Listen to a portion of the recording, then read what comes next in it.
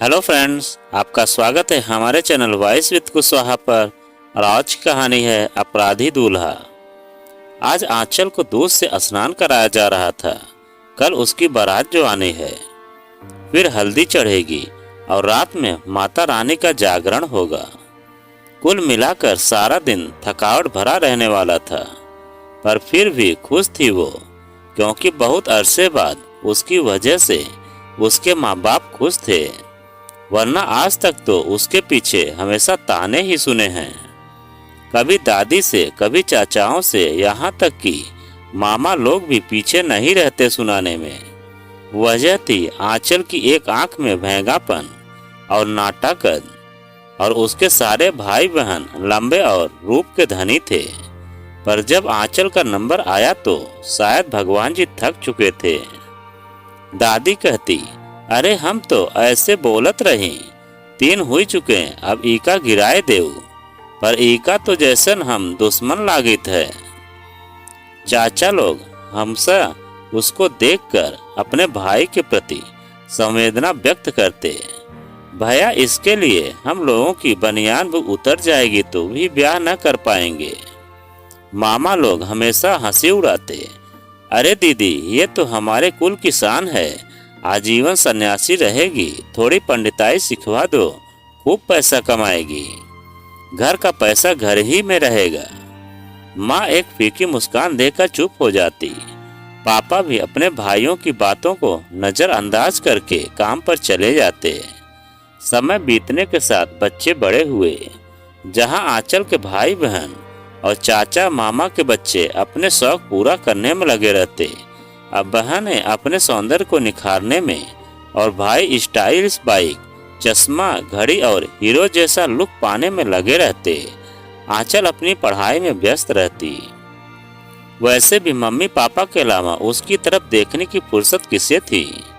पापा ने चाचाओं के लाख विरोध के बावजूद उसकी पढ़ाई में कोई व्यवधान नहीं आने दिया, क्योंकि बिजनेस पुश्तैनी था, चर का सारा खर्च वहां से ही आता।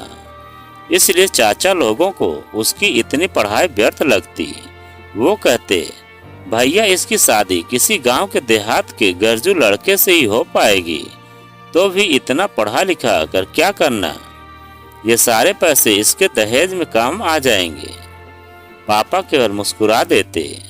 आज 28 वर्षीय आंचल एक सफल क्रिमिनल लॉयर है। बड़े बड़े अपराधियों को सजा दिला चुकी आंचल समाज में सर उठाकर चलती है। जो रिश्तेदार पहले उसे उपहास का पात्र समझते थे, आज उससे अपने बच्चों के लिए पढ़ाई के टिप्स लेने आते हैं। अगले दिन बारात के समय आंचल दुल्हन के 16 श्रृंगार किए, अपनी आंखों में हजारों रंगीन सजने सराए अपने साजन का इंतजार कर रही थी। बैंड बाजों के साथ उसका इंतजार खत्म हुआ और उसका राजकुमार सजी धजी कार में उतरने लगा। यूं तो उसकी बहनों से उससे कोई लगाव न था, बल्कि उसकी प्रतिष्ठा और प्रशंसा से जलती ही थी। लेकिन माँ बाप और परिवार के दिखावे में शादी में बढ़ चढ़कर हिस्सा ले रही थी। आंचल का दूल्हा भी बड़ी चचेरी बहन का दूर का देवर लगता था। वो कहीं बाहर था। उसकी फोटो आई थी जो सबको पसंद आई। क्योंकि बहन की ससुराल बहुत संपन्न थी, इसीलिए उन्हें परिवार का लड़का होने के नाते बहुत ज्यादा खोजबीन नहीं की गई। लड़के के माता पिता आए और आंचल को पसंद करके शगुन देकर चले गए। बहन ने आंचल और उसके मम्मी पापा पर इतना अच्छा रिश्ता कराने के लिए अपना एहसास जताने में कोई कसर न छोड़ी। खैर, जो भी हो, आंचल सिर्फ अपने मम्मी पापा की वजह से खुश थी। वो अपने कमरे में बैठी थी कि तभी उसका एक जरूरी फोन आया, जो कि परसों होने वाली सुनवाई से संबंधित था। कमरे में नेटवर्क न आने की वजह से आंचल अपना फोन लेकर बाहर आ गई। कॉरिडोर में घूमते हुए वो चाचा के कमरे के सामने आ गई, जहां पूरा घर नीचे बारात की अगवानी में व्यस्त था। वहीं चचेरी बहन और चाची कुछ बातों में बिजी थी। वैसे तो आंचल इन सब प्रपंचों में कभी नहीं पड़ती थी, पर बहन के मुंह से अपना और अपने होने वाले दूल्हे का नाम सुनकर ठिठक गई। चचेरी बहन अपनी माँ से कह रही थी। आपने आंचल की माँ से पूछा कि उन्होंने आंचल के परसों होने वाले मुकदमे की सुनवाई से अपना नाम वापस लेंगी या नहीं। ये कहा कि नहीं, क्योंकि अगर आंचल सजा दिलवाने पर उतरी तो कोई भी वकील पंकज मेघना का होने वाला दूल्हा का बचाव नहीं कर पाएंगे।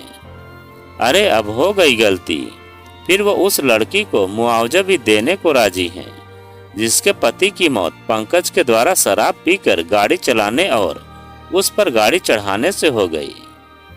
इसी कारण से वो उस बौने से शादी कर रहा है। कम से कम फांसी से तो बच जाएगा। बाद में आंचल का क्या होगा यह देखा जाएगा।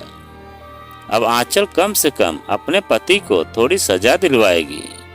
और कुटिलता से हंसने लगी। आंचल अपने खिलाफ होने वाले इतने बड़े षड्यंत्र को सुनकर गिरते गिरते बची। उसने अभी उस लड़की गरिमा जिसके पति की मृत्यु एक्सीडेंट में हुई थी का केस लिया था और सोच लिया था कि जिसने भी एक्सीडेंट किया है उसे सजा दिलवा कर रहेगी। परसों उस केस की पहली सुनवाई अदालत में थी।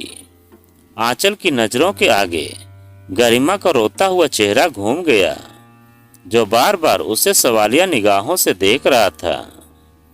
आंचल तुरंत अपने कमरे में गई और वो फाइल पलटने लगी जो अभी आधे घंटे पहले उसका असिस्टेंट देकर गया था। उसमें आरोपी की जगह पंकज का नाम और उसकी फोटो चिपकी थी। तभी उसकी जयमाल की रस्म के लिए माँ और उसकी बहनें बुलाने आई। बहनों को बाहर भेजकर आंचल ने दरवाजा अंदर से बंद कर लिया और माँ के सामने वो फाइल रख दी। माँ फाइल में पंकज की फोटो देखकर नजरें चुराने लगी। माँ, तुमसे यह उम्मीद नहीं थी। आपने में मुझे और सबकी तरह ही नकारा, कमजोर समझा। क्या पापा भी? नहीं नहीं बेटी, उन्हें कुछ नहीं पता। उन्हें तो तुझ पर बहुत गर्व है। मैं ही तेरी चाची की बातों में आ गई थी कि एक बार शादी हो जाए, फिर सब अपने आप ठीक हो जाएगा। मुझे माफ कर दे। हाथ जोड़कर वो रोने लगी। आंचल बिना कुछ बोले फाइल उठाकर दरवाजा खोलकर धड़धड़ाती हुई मंडप में पहुंच गई और पंकज से चीख कर बोली, मिस्टर पंकज, आपने अपने आप को समझा क्या है? शादी जैसे पवित्र बंधन को आपने अपना गुनाह छिपाने का जरिया बना लिया। आपने क्या सोचा आप मुझे अपने जाल में फंसाकर बच जाएंगे? अगर ये शादी हो भी जाती तो भी मैं आपको नहीं छोड़ती, आपको सजा दिलवा कर रहती। अब आप कान खोलकर सुन लीजिए, एक औरत का सुहाग उजाड़ने वाले को मैं अपना सुहाग कभी नहीं बनाऊंगी। आपने पहले अपराध किया, उसके ऊपर नशे की हालत में गाड़ी चढ़ाकर भाग निकले।